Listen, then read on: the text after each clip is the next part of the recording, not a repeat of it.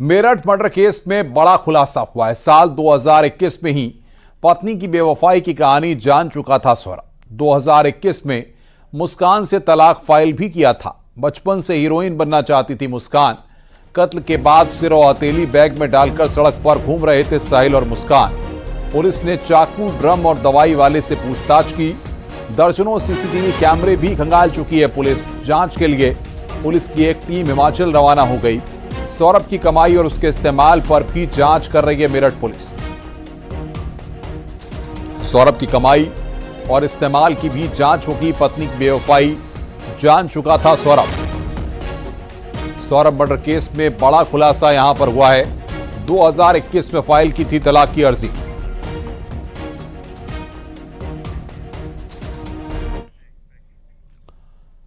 मेरठ में Saurabh murder case सुर्खियों में है। पत्नी और उसके बॉयफ्रेंड ने कत्ल की सनसनीखेज घटना को जिस तरह से अंजाम दिया, उसे सुनकर हर कोई हैरान है।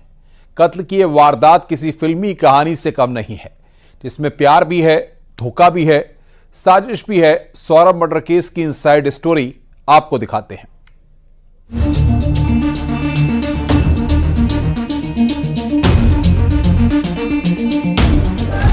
मेरठ के सनसनीखेज मर्डर केस में कई ऐसे पहलू हैं जो बेहद खतरनाक हैं। लंदन से लौटे सौरभ की हत्या के लिए मुस्कान ने ऐसी साजिश रची जिसे सुनकर बड़े बड़े अपराधी भी माथा पकड़ लेंगे। सौरभ को नींद की गोलियां दी गई और जैसे ही वो सोया, मुस्कान ने साहिल को कॉल की और कहा जल्दी आ जाओ, सौरभ सो गया है। बस फिर क्या था, सौरभ के पास बैठकर दोनों ने नशे किए और फिर बाथरूम में ले जाकर दोनों हाथ और सिर काट दिया। शरीर के पहले 4 टुकड़े किए और कुछ दूर तक घूमते रहे। जब ठिकाने नहीं लगा पाए तो साहिल के घर जाकर शरीर के टुकड़े रख दिए और सो गए। 4 मार्च को ड्रम खरीदा और शरीर के टुकड़े सौरभ के घर लेकर आ गए। सीमेंट लाए और ड्रम में ही टुकड़ों को जमा दिया। खाने में कुछ नशे के पदार्थ मिलाकर इन्होंने उसे बेहोश किया था सौरभ को। उसके बाद साहिल इनके घर पे आया था रात में, और रात में आने के बाद चाकुओं से वार कर उसके सीने पर उसकी हत्या कर दी गई थी। और उसके बाद ये बाथरूम में ले जाके उसका जो गर्दन है, सिर, उसको इन्होंने चाकू से काटा है और जो हथेलियां हैं उसको काट कर एक ड्रम में भरकर उसमें सीमेंट भर दिया था और उसको कमरे में छोड़कर ये दोनों ही लोग शिमला, मनाली और कसौल चले गए थे। हत्या से पहले मीट काटने वाला चाकू खरीदा गया और वारदात के बाद जब सौरभ के शरीर के टुकड़े सीमेंट के ड्रम में जमा दिए गए तो दोनों शिमला ले गए। वहां शादी कर ली, हनीमून मनाया, लेकिन 13 दिन बाद कत्ल की इस कहानी से पर्दा उठ गया। बाजार से मुस्कान ने खरीदा मीट काटने वाला चाकू, घंटा घर से लाश छिपाने के लिए ड्रम खरीदा, सीमेंट और रेत का घोल भी बनाया, बेड के अंदर से 2 बड़े बैग में भरे लाश के टुकड़े, हत्या से पहले खाने में दी नींद की गोली। घटना का राज किसी और ने नहीं बल्कि मुस्कान की मां ने ही खोल दिया और 6 घंटे की कड़ी पूछताछ के बाद सच सामने आ गया। उस दिन 12 बजे से भी ज्यादा रो रही थी तो हमने कहा घर पे आ जा, तू बता क्या बात हुई है। ये आई अकेले, मैंने कहा सौरभ कहाँ है। सौरभ आई नहीं बिल्कुल पीहू से मिलने, तो कह रही घबराई पहले तो। मैंने कहा बता क्या हुआ। मम्मी सौरभ नहीं रहा, रोते रोते बोली। मैंने कहा कैसे नहीं रहा, क्या हो गया, क्या बता। तो कहने लगी कि मम्मी उनका मर्डर हो गया। मैंने कहा मर्डर हो गया, किसने करा। तो उसने यही बताया कि उसके घर वालों ने मार दिया क्योंकि वो मुझे छोड़ नहीं रहे। सौरभ अच्छे घर से था और मुस्कान से लव मैरिज के बाद उसने अपना घर छोड़ दिया था।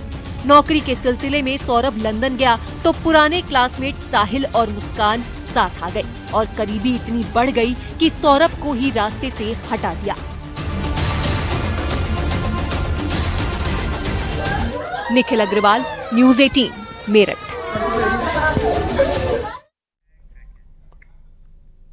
मुस्कान और साहिल के बीच अफेयर की भनक सौरभ को लग गई थी और इसके बाद विवाद भी होता था। हत्या के पीछे भी मुख्य रूप से यही वजह मानी जा रही है।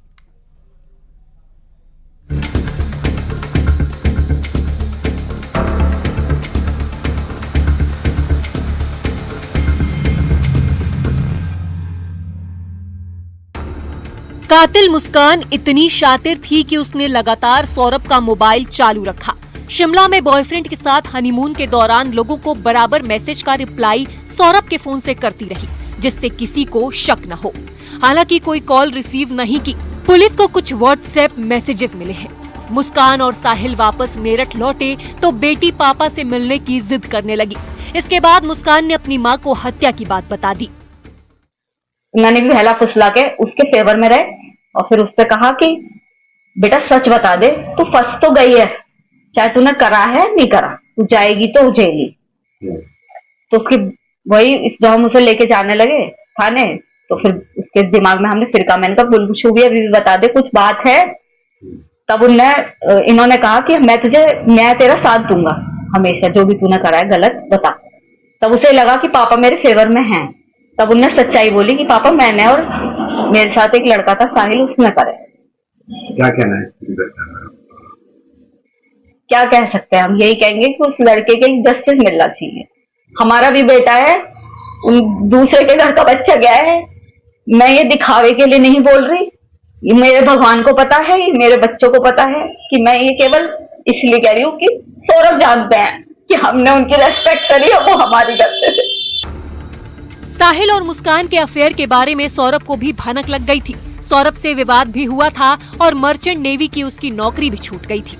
मुस्कान और सौरभ के बीच पैसा और लव अफेयर की टेंशन हुई और घटना इतनी बढ़ गई कि वारदात के रूप में सामने आई। 24 फरवरी को सौरभ लंदन से वापस लौटा। 25 फरवरी को मुस्कान का बर्थडे मनाया। 28 फरवरी को मनाया बेटी का जन्मदिन।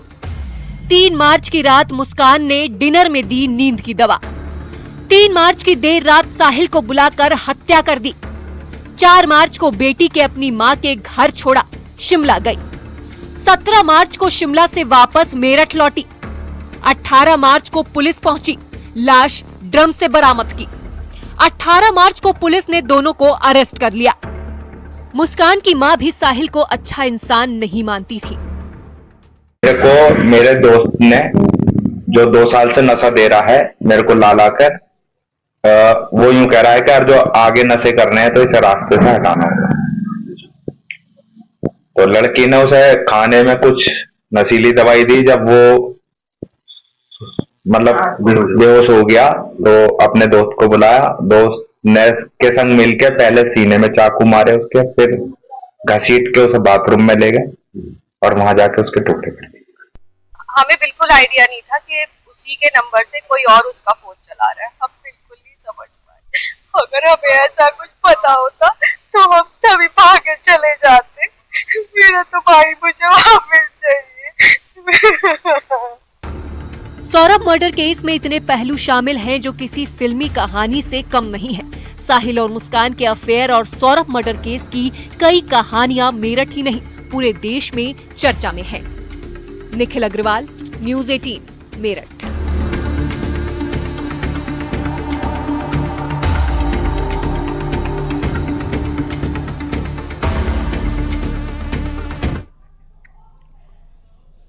मेरठ की इस खौफनाक कहानी में कई ऐसे पहलू हैं जो किसी रहस्य से कम नहीं हैं।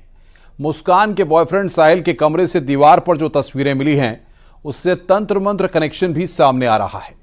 परिवार को गुमराह करने के लिए भी मुस्कान लगातार फोन पर मैसेज का जवाब देती रही, लेकिन पोल खुली तो सब हैरान रह गए।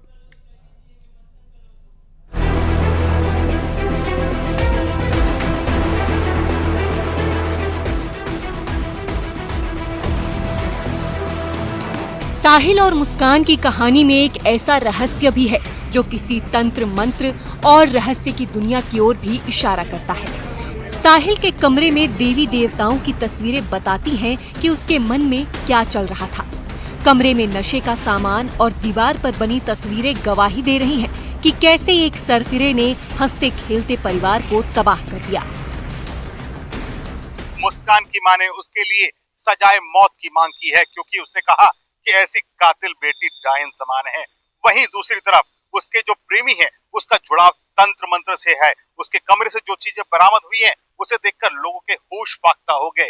उसके कमरे से नमक, बिल्ली और एक ऐसा चित्र बरामद हुआ है जिसे शैतान का बताया जा रहा है।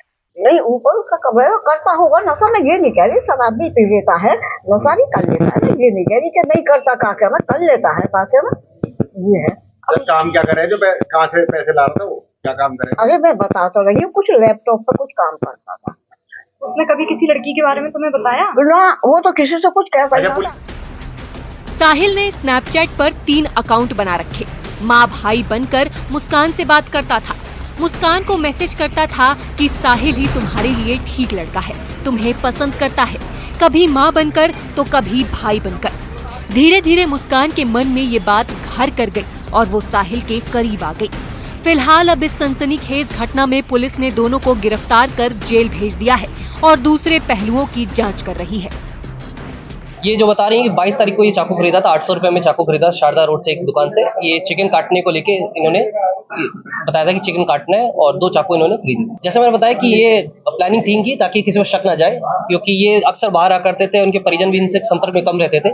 इनका प्लानिंग थी ड्रम में डाल के, ताकि ये सीमेंट कर दिया था, और कोई अगर पूछेगा भी तो ये बता दिया जाएगा कि सौरभ वापस अपने वो विदेश चला गया है, और इनके घर वाले इनके संपर्क में कम रहते थे, जिसके कारण ये प्लानिंग की थी। मेरठ में हुई ये वारदात कई साल तक सुर्खियों में रहेगी। हत्या की प्लानिंग से लेकर तौर तरीके, शादी के बाद अफेयर और फिर मर्डर के बाद बॉयफ्रेंड के साथ हनीमून। कत्ल की इस कहानी में रहस्य भी है, ड्रामा भी है और इमोशंस भी। बहरहाल क्लाइमेक्स के लिए अब सभी को अदालत के फैसले का इंतजार रहेगा। निखिल अग्रवाल, न्यूज़ 18, मेरठ।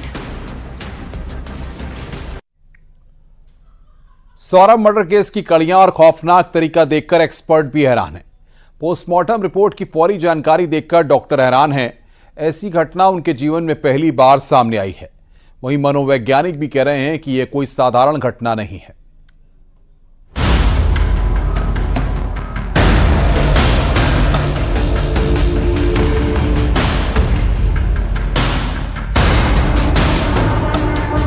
सौरभ हत्याकांड में चौंकाने वाला खुलासा हुआ है। पोस्टमार्टम रिपोर्ट में चौंकाने वाले कई राज खुले हैं। मेरठ के सीएमओ डॉक्टर अशोक कटारिया का न्यूज़ 18 पर एक्सक्लूसिव बयान आया। उन्होंने कहा कि पोस्टमार्टम रिपोर्ट में फौरी तौर पर ये मालूम होता है कि सौरभ की हत्या 2 हफ्ते से ज्यादा समय पहले की गई थी। सीमेंट डालकर स्किन गलाने की कोशिश भी की गई थी। शरीर के कई टुकड़े कर दिए गए थे, दांत हिल रहे थे, स्किन भी ढीली पड़ गई थी। सीएमओ के मुताबिक उन्होंने ऐसा केस आज तक नहीं देखा। कि बॉडी कई पार्ट्स में थी और लगभग 2-3 सप्ताह पुरानी बॉडी माना गया है कि वो इमेचुरेशन अवस्था में थी, और उसकी जो कंडीशंस थी, दांत हिल रहे थे और स्किन पील ऑफ हो गई थी, ऑर्गन्स लुंज हो गए थे। तो उसके आधार पे शायद डॉक्टर साहब ने जो भी रिपोर्ट बनाई थी, पोस्टमार्टम रिपोर्ट, वो उसमें हो गया है। मेरठ में हुए सनसनीखेज हत्याकांड का मामला बॉलीवुड फिल्म की याद दिलाता है। अपनी मरी हुई मां से भी बात करने की बात कई हिंदी फिल्मों में दिखाई गई। मेरठ में हुए इस हत्याकांड का सच बिल्कुल फिल्मी कहानी जैसा है। कातिल मुस्कान और उसके बॉयफ्रेंड पर ऐसा दिमागी जुनून सवार था कि सौरभ को पहले नशीली दवा दी गई, फिर सिर को धड़ से अलग कर दिया गया और फिर ड्रम में लाश और उसके टुकड़ों को रखकर सीमेंट और रेत का घोल बनाकर डाल दिया गया। साहिल के कमरे की दीवार पर बनी तस्वीरें इस मनोदशा को बयां कर रही हैं। घटना को लेकर मनोवैज्ञानिक भी हैरत में हैं और प्लेसीबॉय सिंड्रोम का केस बता रहे हैं। यही बात सोचते रहो, यही बात समझते रहो, तो आपको वही चीज सच लगने लग जाएगी और आप उसी चीज को मानने लग जाएंगे। तो बिल्कुल पॉसिबिलिटी है, प्लेसीबो इफेक्ट हम कहते हैं कि कुछ अगर कोई इंसान को आप पूरे विश्वास से, पूरे भरोसे से, एक आप कभी यूं बोलो पैरासीटामोल आप ये खा लो और सारी प्रॉब्लम सॉल्व हो जाएंगी, वो भी हो सकता है। विश्वास का ही तो सारा खेल है। तो अगर वो तांत्रिक पे वही विश्वास है तो क्या पता उसकी बात ही। पर ये भी फिर बात है कि अगर कोई एक ऐसा डिसऑर्डर कंटिन्यूअसली चलता ही रहता तो वो नॉर्मल लाइफ में कैसे वापस चले गए, वो दूसरे इंसान के साथ कैसे घूम रहे हैं। अगर ये वाली चीज एक्चुअली एक डिसऑर्डर और पूरे टाइम रहता तो फिर वो आगे भी तो काम नहीं कर पाते। इस केस में कहानी कातिलाना है। ऊपरी आवाजें आने जैसा डिसऑर्डर हो जाता है। ऐसे में इस डिसऑर्डर को नकारा नहीं जा सकता।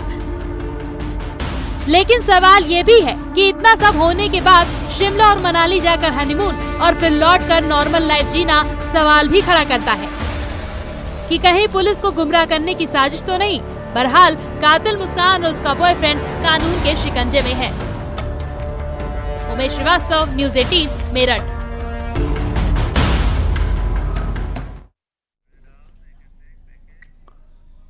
यूपी एटीएस ने कांटपर ऑर्डिनेंस फैक्ट्री में काम कर रहे एक शख्स को गिरफ्तार किया है। आरोप है कि कुमार विकास नाम का यह शख्स पाकिस्तान की खुफिया एजेंसी आईएसआई के लिए काम कर रहा था। एक महिला एजेंट से गेमिंग ऐप के जरिए संपर्क में आया और गोपनीय जानकारी साझा कर ली।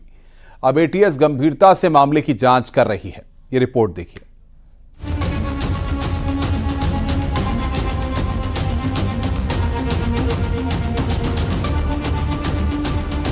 ये तस्वीर ऑर्डिनेंस फैक्ट्री कानपुर के जूनियर वर्कर्स मैनेजर कुमार विकास की है। यूपी एटीएस ने उसे कानपुर से गिरफ्तार किया है।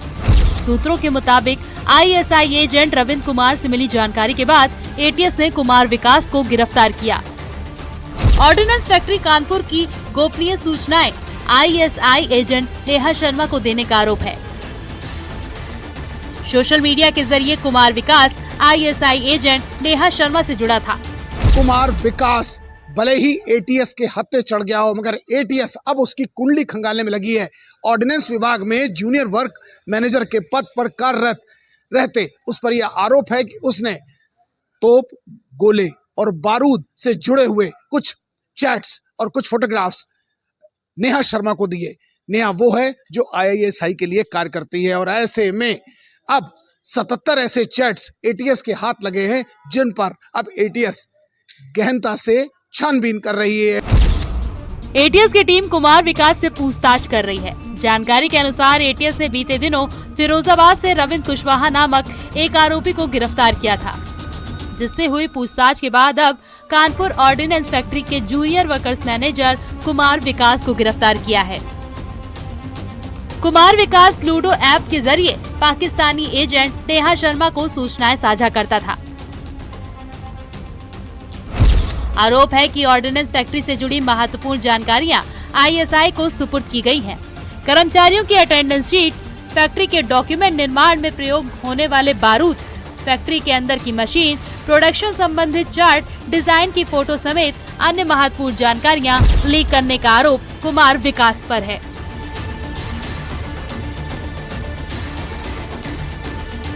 कानपुर देहात के रहने वाले कुमार विकास ने जहां एक और कानपुर के आईआईटी के पास बने नारा मऊ में अपना घर बनाया, तो वहीं उसके परिजनों का कहना है कि उन्हें इसकी बिल्कुल भी भनक नहीं थी कि उसके मोबाइल से इस तरह के चैट्स होंगे। और ऐसे में एटीएस अब रूट लेवल तक एक एक चीज तक पता कराने का प्रयास कर रही है, क्योंकि आईएसआई एजेंट्स के तार क्या कुमार विकास के अलावा और भी लोगों से जुड़े हैं या नहीं, ऐसे तमाम चीजें हैं जिनसे पर्दा उठना भी बाकी है।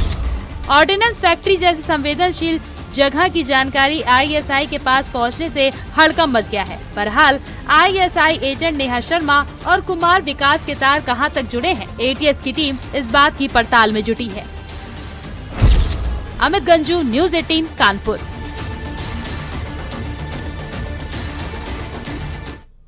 महाराष्ट्र के पुणे में ऑफिस जा रहे कर्मचारियों से भरी मिनी बस में आग लग गई, जिससे 4 लोगों की मौत हो गई है। अब पुणे पुलिस ने इस मामले में बड़ा खुलासा किया है। मिनी बस में आग किसी हादसे की वजह से नहीं, बल्कि ड्राइवर ने खुद लगाई थी। आरोपी ड्राइवर ने केमिकल की मदद से मिनी बस में आग लगाई ताकि कोई जिंदा न बचे। आग लगाने के बाद खुद ड्राइवर बस से कूद गया था। पुलिस के मुताबिक आरोपी ड्राइवर से चारों का झगड़ा हुआ है। ऑफिस में उससे लोग अच्छे से बात नहीं करते थे। तो बड़ी खबर यहां पर हम आपको बता रहे हैं। इसमें एक्सीडेंटल डेथ दर्ज किया गया था, जिसका इन्वेस्टिगेशन हिंजोड़ी पुलिस कर रही थी, जिसमें 3 टीम्स काम कर रही थी। फायर की इंटेंसिटी और टाइमिंग देख के ये सामने आ रहा था कि इतने जल्दी गाड़ी में आग कैसे लगी। सो एक ब्रेक थ्रू हमें इन्वेस्टिगेशन में मिला, जिसमें ये पता चला है कि ये गाड़ी का जो ड्राइवर है जनार्दन हंबर्डीकर, ये ड्राइवर के कंपनी में जो गाड़ी में ट्रैवल कर रहे थे, उन एम्प्लॉयज़ के साथ में उसकी दुश्मनी थी और बहुत सारे कारणों की वजह से डिस्प्यूट था, झगड़ा था। तो पुणे मिनी बस हादसे में यहां पर बड़ी जानकारी हम आपको दे रहे हैं। ड्राइवर ने खुद बस में आग लगाई थी। आग लगाने के बाद बस से कूदा ड्राइवर।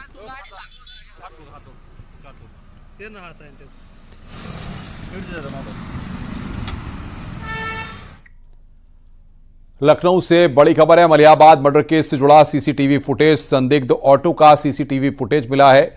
ऑटो के ड्राइवर पर महिला की हत्या का शक है। मलियाबाद मर्डर केस से जुड़ा सीसीटीवी फुटेज यहां पर सामने आया है। ऑटो के ड्राइवर पर महिला की हत्या का शक है।